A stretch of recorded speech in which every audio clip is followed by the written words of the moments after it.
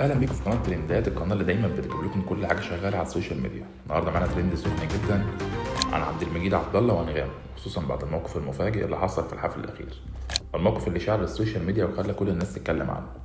خليك معانا لحد اخر الفيديو عشان تعرف كل التفاصيل. الموضوع بدأ لما الفنان الكبير عبد المجيد عبد الله فاجئ الجميع في الحفل الاخير وراح مدي قبلة لانغام قدام الناس، وكان كل اللي في الحفل مش قادرين يصدقوا اللي حصل. الموقف ده حصل بسرعه وانتشر على السوشيال ميديا، كل الناس كان عندها تساؤلات. هل ده كان تصرف عادي ولا في حاجه مش تمام؟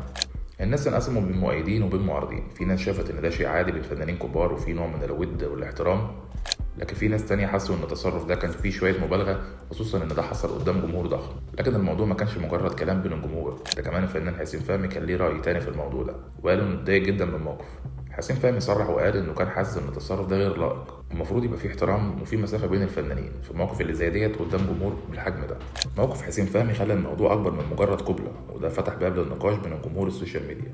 هل فعلا حسين فهمي صح في انزعاجه، ولا الموقف كان عادي وكان المفروض الناس ما تزعلش؟ رأيكم انتوا ايه؟